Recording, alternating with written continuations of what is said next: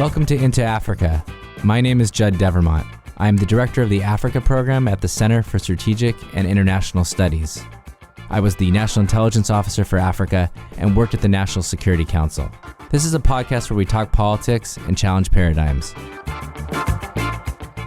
On deck today, Kenyan President Uhuru Kenyatta and opposition leader Raila Odinga are promoting their Building Bridges initiative. Will it continue to political unity or sow more discord? And Cameroon's Anglophone crisis continues to boil. What concessions are necessary to move towards a peaceful settlement? Plus, we discuss the role of legislatures in Africa. What new approaches should we take to strengthen legislative institutions?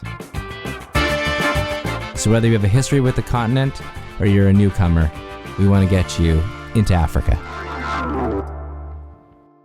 Before we get started, I have an exciting update to share. This year, CSIS Africa is going to record a few episodes of our podcast in front of a live studio audience. Join us for our first live recording on February 14th at the Georgetown University. Stay tuned for additional updates by following us at CSIS Africa on Twitter and like us on Facebook. To our subscribers, if you'd like to host an Into Africa episode at your campus or institution, send us an email at africa@csis.org. Kenyan President Uhuru Kenyatta has signaled his support for the Building Bridges Initiative, or BBI, which calls for the reestablishment of an executive prime minister position, amongst other reforms. The Building Bridges Initiative, meant to unify Kenyans, seems to have built a wall instead, as debate on the report's recommendations further breaks up the country. Will this initiative transform Kenyan politics for better or for worse? Joining me to discuss BBI and other issues is Ken Opalo, an assistant professor at Georgetown University and the author of Legislative Developments in Africa, Politics and Post-Colonial Legacies. Janette Yarwood, the staff director for the Subcommittee on Africa at the U.S. House of Representatives, and Tyler Beckelman, the director of international partnerships at the U.S. Institute of Peace. Tyler was also previously the USAID's field director for Somalia and a former NSC staffer under President Obama. Ken, let me start with you. If you could just set the table. What is the Building Bridges Initiative? What does it mean for Kenyan politics?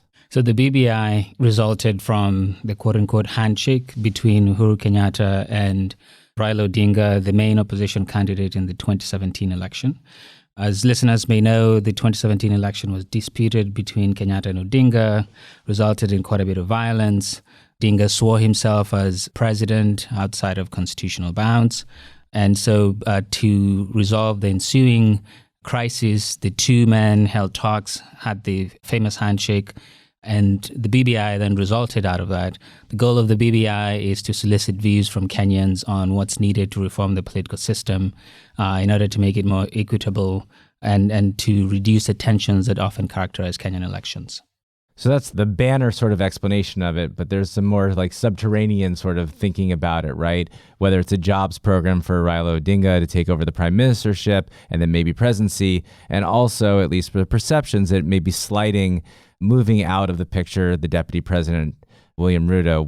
What's your take on sort of how it may trickle down to those sort of politics? Yes. So, the two views of the BBI. One is that it's a genuine attempt to resolve tensions around elections. But the second view is that it's an explicit attempt by the families that dominate Kenyan politics to retain power via an alliance around Odinga after Kenyatta retires. And the implication of that would be the sidelining of Deputy President William Ruto. I read the Kenyan newspapers every day. I was in Kenya last year, and this is what everyone talks about, right? I mean, it's crowded out everything. And so I guess I want to bring Tyler in because this is clearly a domestic Kenyan issue. How much space can we do this massive political reformation or resettling or realignment, at the same time have the kind of consistent engagement that the U.S. government and other partners want with Kenya to sort of achieve these other objectives? Thanks for that, and thanks for having me on. I'm honored to be here with such an excellent panel. First, let me just say that I think there are real risks here. As you note, if you read the Kenyan newspapers, BBI is really sucking a lot of the air out of the conversation in Kenya at the moment.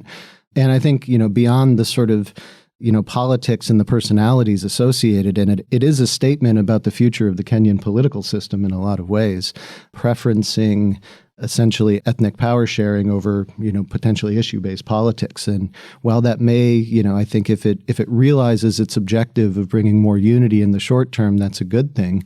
But I do think we need to consider the longer-term implications of what this means for entrenching corruption and keeping Kenya from moving forward on some of its biggest challenges. And so one of the ironies around this whole BBI debate is that it's William Ruto who has been pointing out the fact that Kenya's domestic political opposition has essentially decided to take a if you can't beat them, join them approach to this rather than, arguing in favor of the issues that Kenyans really are concerned about. And in terms of the implications for U.S. interest, right? I mean, I think it's wise that the U.S. has taken a bit of a wait-and-see approach on this. As you know well, any time that the U.S., weighs in on some of these domestic Kenyan political issues, it always gets filtered through a very ethnic lens. We have the scars on our back from the 2013 election, right? We certainly do. And so I think it's wise to take a wait-and-see approach and sort of see how the process plays out. But if there is, the potential for violence around this, then obviously that changes the equation a little bit.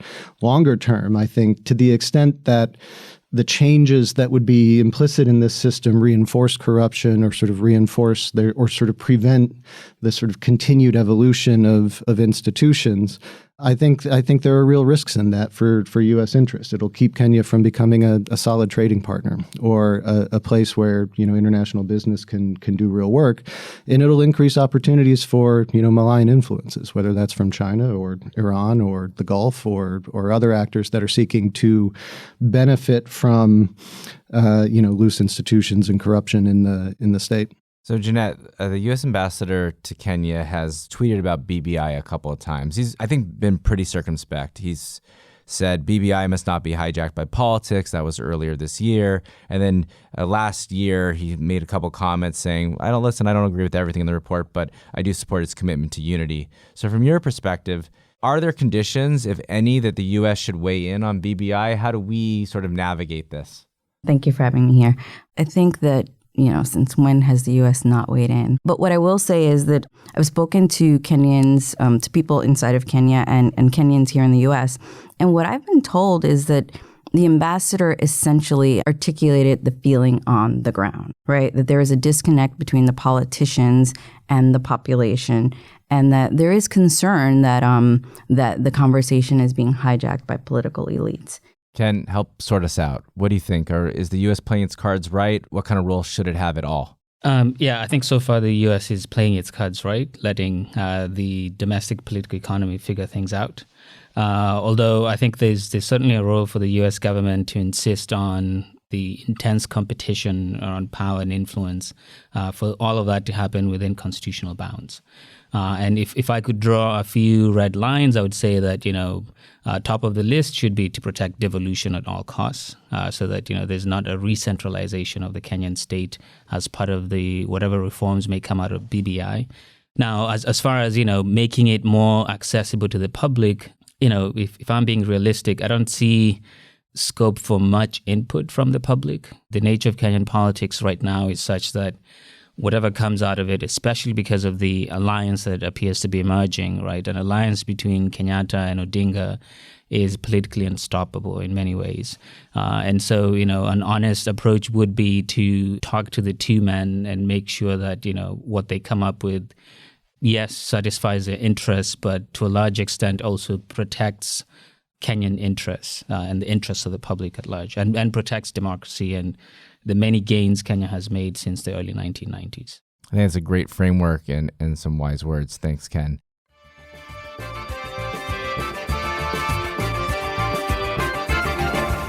Okay, we're going to move to a different topic, which is Cameroon.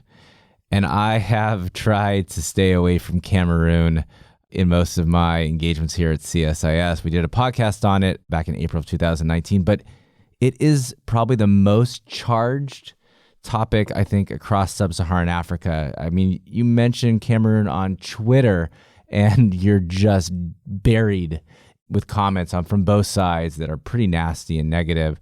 But I really do admire, Janette, what the House is doing. I mean, Congresswoman Bass and Ranking Member Smith have regularly elevated this issue, weighed into a really devastating situation, And I was hoping you could just summarize some of the things that the committee has been doing around Cameroon. Sure. Cameroon does keep me busy, very busy lately. Congress is often responding to the diaspora, whether it be constituents or just broadly the diaspora, because, writ large, the diaspora is a constituent of the subcommittee. So last Congress, the ranking member and the chair introduced a bill calling for really an end to the violence, respect for human rights, and dialogue. We are treated like animals. We are not treated like human beings. We have been displaced here, internally displaced people. You see people living in the houses where there is no roof. I heard those things in the northern. I never know it will come to me. What they did was made sure that they called out both sides. It was reintroduced this Congress. It was followed up with the Codel, where they actually messaged the same thing, to all members of the government, to, the population, met with folks in the country to hear from them from all over. People have actually, hit us hard and asked, why didn't we go to those regions? Obviously, members of Congress cannot go to those regions, but people did travel to Yaoundé to meet with the delegation. And so, they did hear directly. That bill has since passed the House. It is now up to the Senate to deal with it. Most recently, you may have seen this on Twitter, the members of the Codel wrote a letter to President Biya where they raised the issues again, because how do you keep the pressure on? And so ultimately, not only did they reiterate that the situation has not changed, but they said, we're going to probably have to take a look at our foreign assistance and our policies towards Cameroon. And, it's not easy. The big issue is that there's a great deal of violence happening in the country and a lot of human rights abuses. It's incredibly troubling, the human devastation. It doesn't seem to be getting any better. Ken, you wrote a piece in Foreign Policy about Cameroon with Claire Husband, and you argue that the government needs to make some concessions and it needs to seriously engage with the Anglophone proposals on ending the crisis. December, after you published it, there was an autonomy bill which said that the Anglophones could control education, control justice policies, but I'm not sure that's enough. So what's your current thinking on Cameroon? Yeah, Claire and I will not claim to have influenced the passage of the bill, but I don't think it's enough. I think that Biya's initial reaction to the crisis, using the state very forcefully, has polarized public opinion in the Northwest and Southwest, and sort of rekindled feelings that have persisted since independence about, the abolition of federation and marginalization of Anglophones more generally. I think that there's really not much movement that I foresee happening as long as Biya is in power. I think that, we are sort of stuck in this position partly because of the gradual erosion of democracy in Cameroon since, that brief moment in 92 when it seemed like things could open up. I'll just open this up. Is anyone surprised by the lack of engagement by the region in Cameroon? I mean, the U.S., particularly our Congress, but also the executive branch has sort of issued statements, and we retracted AGOA, the African Growth and Opportunity Act, trade privileges, and restricted some military assistance. France, the Swiss have been engaged. But, we're not hearing much from the region about a crisis that I think truly does affect the sub-region. Surprise, no surprise? Not completely surprised because Cameroon is in the Central African region, which has the weakest sub-regional entity in all of Africa, right? So you could imagine had it been in ECOWAS would have done a bit more. Or, even the East African community, even SADC, says things and tries to do things sometimes. But I think the problem here is that it doesn't have to just be solely in that region. I do think that there are others on the continent that really should, sort of step in and really try to deal with this conflict. We get very concerned about what's happening and by the lack of attention, because in some ways, some can call it maybe a low-level conflict, but at some point it may not be. Or people may, these regional conflicts can become larger than what they are and spill over borders. And when it ends up in Douala or Yaoundé, then it will be a bigger problem. So I think that there's an opportunity now. And it does make me think about, sort of our broader policy. And maybe we do need to engage other countries and other heads of state. Yeah, maybe a good thing to add to the to-do list for Ramaphosa as he takes over the African Union.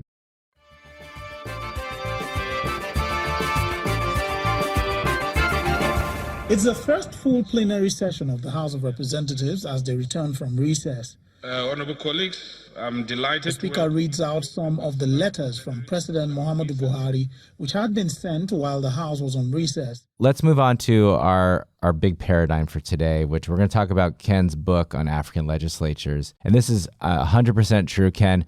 I really enjoyed your book. My only complaint was that I had to read it so fast to prepare for this podcast. I was hoping that you could just summarize some of the key takeaways from your research. Yeah, so thank you for that wonderful endorsement of the book, and thank you for taking the time to read it. Yeah, so I would say that the book has four main takeaways. One, this is more academic. Theories of legislative development are often informed by the evolution of legislatures in the North Atlantic, and they typically don't apply to post-colonial states whose legislatures evolve under the shadow of much stronger presidents. And so the book shows that, even when presidents are relatively more powerful, legislatures still have scope to grow depending on what role they play within that institutional architecture. Second is, a straightforward point that we often don't take seriously, and that is institutional development takes time, and legislatures are no different. And so, the best time to start strengthening a legislature is yesterday or 30 years ago. So we should always have that in mind whenever we're engaging with legislatures. It's a long game. It takes forever to congeal. The third point is that, and this is narrowing down now to the case of Africa, I think for a long time, African politics has been characterized as, purely presidential politics, right? African elections, whenever we talk about them, it's always about the presidency. The big man, African president, is very dominant in our psyche. And I think the book makes the case that even in places with very powerful presidents, legislatures still played a very important role in incorporating elites into the system, in managing the sharing of power and governance rents, etc. And then lastly, an important takeaway in the book is that strengthening legislatures ought to go beyond technical and operational interventions, right? I make the case that a strong legislature necessarily needs strong legislators. So members must be politically powerful with a high chance of re-election, so that they can have incentives to invest in the institution and its systems for the long haul. I think that the book really helps us reframe how we should think about legislatures in a political system. I thought that was one of its best contributions. And I think when you read Ken's book, you walk away sort of surprised at the strength of many legislatures, even in autocratic systems, as you say in the book, sort of this arena for intra-elite bargaining and competition. So I think that's one of its strong contributions in my view. Now, I'm going to recommend that folks listen to Ken's interview on our sister podcast, Ufahama Africa, led by Kim Dion and Rachel Beatty Riedel, where you kind of go into more of the academic underpinnings of your book. But for our show, since we do more policy, I want to kind of zoom in there. And you say that investments in technical capacity, record keeping and research and procedures are positive but insufficient without political empowerment. And that's the question that I'd like you to work through is, how do we promote political independence? Because it's a very difficult act for us to do. Since the book's been published, what are the ways you've been thinking about how you can make that actionable? So yes, you're right that to cut the chase, it's what I'm advocating for is that we need higher re-election rates for members of parliament so that we don't have amateur legislatures with extremely high turnover rates, right? So if you look across Africa, on average, 60% of legislators don't get re-elected. Right. That means that with every new parliament or legislature, you have basically freshman legislators, which makes it very hard to balance the president, to know the executive well enough to keep it in check, etc. I think one way to do this would be a roundabout way that's not overtly political, would be to think of ways to make the political market work. That is, make legislators more effective in engaging their citizens and providing the public goods and services that the citizens need. The other thing would be to strengthen frontline bureaucracies that provide public goods and services. So if donors focus a lot more effort in making the delivery of public services more effective, and tie those to the political system, so that if you're funding healthcare in Kenya, for instance, don't do it off budget. Do it through parliament.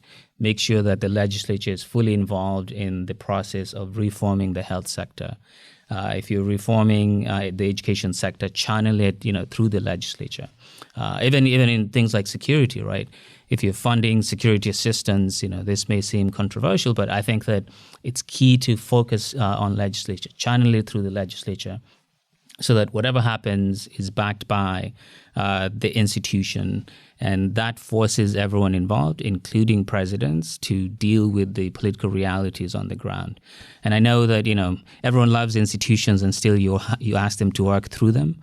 But if we really care about institutions, this is the only way to go. You're preaching to the choir. I mean, one of the things that I thought was the challenge of the last administration is that we said we don't want strong men, we want strong institutions. But gosh, when it came down to an issue you just had to drive through, that strong men ended up being very helpful. And I think so we didn't walk the talk. The cool thing about today is that Janette is in the legislature and Tyler has this experience in the executive branch. So I thought it'd be a great way to sort of stress test some of Ken's ideas. So Janette, there's a great history of our legislature, our Congress working with African counterparts. And it would be helpful to hear what you think has worked and maybe not worked. And what do we do with Ken's recommendations to make the political market work or to work through the frontline bureaucracy? Sure.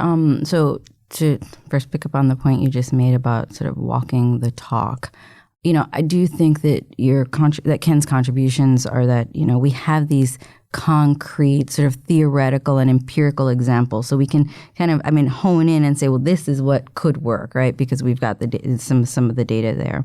In terms of what's worked and what's not worked, so there's a House Democracy Partnership that's engaged in some countries. So far, they've engaged in Kenya, Liberia, Ethiopia, and the Gambia. And that's where they've taken members of Congress and congressional staff to these countries. And these have not been one-off. There's a great deal of consistency rather than discontinuity when a regime is changing from autocratic and transitioning to democracy. And so to me, it makes me think that we need to really be investing and spending time on the legislatures, really thinking that through.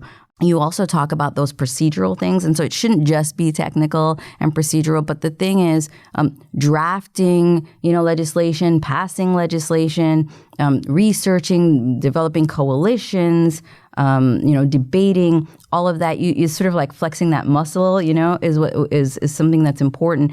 And doing that under these autocratic, rather than that sort of winner takes all continual politics, with the presidency, I think is important and will put countries in a better place. Getting back to Cameroon, I know that the opposition is planning on boycotting local and parliamentary elections. That is an important moment, Absolutely. I wish I could tell them, don't do that. Maybe there'd be a groundswell. Again, I'm not really, really familiar with the parliamentary system there, but I do think that is a check on the executive branch. Ken, do you want to encourage the Cameroonian opposition Anglophones to participate in this legislative election? Yes. I think one of the concrete examples that I can think of is, if the Zambian opposition had not boycotted the 96 election, I think Zambia would have turned out differently than it is now. They would have provided stronger checks to Chiluba, and maybe he wouldn't have attempted to remove term limits like he did in 2001 and put Zambia on a different track. I'd really like to emphasize the point about the procedure is not irrelevant, right? The legislature, like any institution, is like a muscle. So the more you use it, the more powerful it gets. So because even the mere fact that, once you've established a custom that the budget takes 3 months and it has specific procedures, that alone begins to constrain the powers of the president. And so investing in procedure is part and parcel of the legislative strengthening process. So I'm going to turn to Tyler. Tyler and I were on the NSC staff together, and I think Tyler deserves a lot of credit for really trying to think about how we push democracy and governance issues in the Obama administration towards Africa. And maybe it would be useful, Tyler, to share your thinking on the role of the U.S. executive branch in this. I mean, Janette was talking about the legislative side of it, but there's probably a role for us as well in the executive branch. I'm still saying us like I'm in government. No, absolutely. Thanks. And I think, I'm in violent agreement with most of what Janette and Ken have said so far. I think, we've learned a lot about how to work with legislatures better as the United States. And I think it starts first with a dose of humility and sort of recognizing that there are political and economic factors that drive the decision-making process for legislators that are much different than, a sort of short-term aid program or legislative strengthening program. And it's important for us to understand that. I think Ken's work, really shows that historical legacies, organizational independence, regime types, and turnover rates really play a role in sort of determining how effective a legislature can be. And it's important to take that into context and understand the domestic political and economic drivers that sort of push policymakers into different positions, and then to work within that structure to be, as effective as possible. And I think some of the ways that you do that are to not just, support, the procedural aspects of lawmaking, but to also, take a partnership approach to a lot of our legislative engagements, right? Working with issue-based coalitions that involve legislatures, that involve civil society, that involve the private sector, and create that sort of virtuous cycle of interests that are pushing in a specific direction. You can see good results when that happens. I think the other sort of important point on this, and I would sort of foot stomp a point that Ken made about seeing the system as a whole. I think it's really important if the U.S. is serious about self-reliance and promoting self-reliance in a lot of these countries. Getting into the unsexy business of taxation is hugely important. Another one is in the defense sector, right? I mean, as you sort of alluded to, Judd, we do a lot of work with African armies, but we don't do as much work with the civilian oversight functions, both in the executive and in the legislature, that really are supposed to govern the conduct of those armies.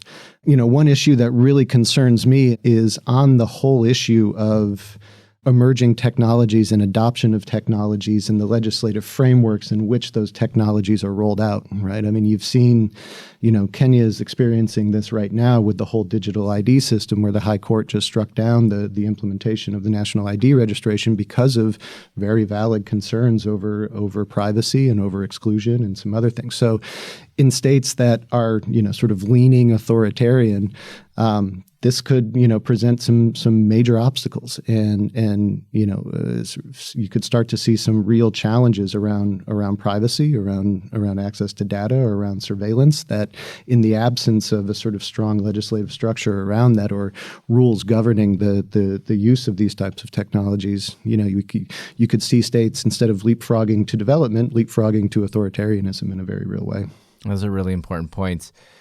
It seems to me, every time I talk to a diplomat or someone who is sort of focused on a particularly difficult issue in an African country, I invariably will say, well, what's the Legislative Oversight Committee doing? And, you get a lot of, it's not worth our time.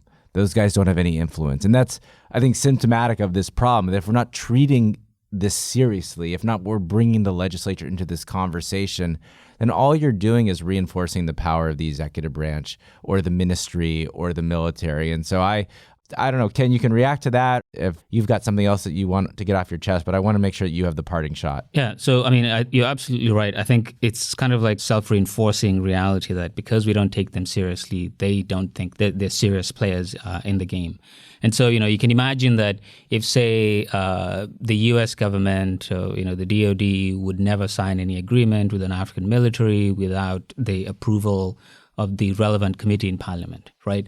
If that becomes a rule, then certainly, the generals will care what the parliamentarians say and will start to take them seriously. Or if the IMF, would never sign a deal with the Treasury without the budget committee giving an okay, right? Then, yes, it may jam up the process, but, that's democracy, right? Democracy is supposed to take in as many views as possible. And so I'm definitely for the idea of thinking about how to include legislatures in the process of policy making and policy implementation, and knowing that the slowing down of these processes is a feature and not a bug of the system. I think that investing in institutions is about strategic patience. and I think we have to follow what we say. Please join us next week for our first live taping of Into Africa at the George Washington University. We're going to be talking about the future of African Studies programs, what Ramaphosa is going to do at the African Union, and an update on Guinea. We'll be at GW at 9 a.m. on February 14th. See you there.